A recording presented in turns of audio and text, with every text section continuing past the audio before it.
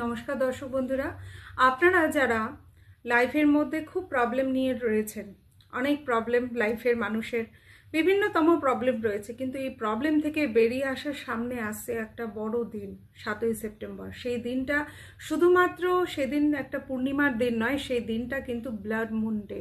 আর সেটা কিন্তু 3 বছর পর আসছে। তার জন্য এই 3 বছর পর যে আসায় এই মুন ডে, সেই দিনটা শুধুমাত্র চন্দ্রমার পাওয়ার না, বাকি অন্যান্য গ্রহের যে কানেকশন, সেই কানেকশনের জন্য কিন্তু সেই দিনটা কিন্তু খুব বিশেষ। এই দিনটাতে যদি আপনি গ্রহদের কানেকশনের পাওয়ারটাকে যদি আপনাদের নিজেদের লাইফে একটা পজিটিভভাবে যদি নিয়ে আসতে পারেন, তাহলে আপনাদের লাইফের মধ্যে যে কোনো প্রবলেম থেকে আপনারা কিন্তু রিলিফ পেতে পারেন। কি উপায় করতে হবে সেই দিন, মেন ব্যাপার হচ্ছে সেই উপায়টা।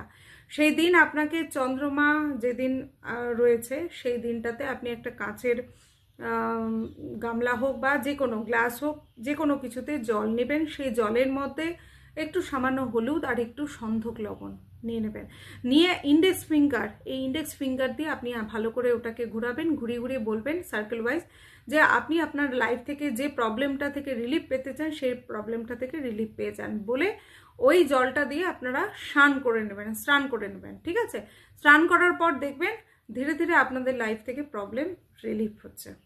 করে দেখুন এই উপায়।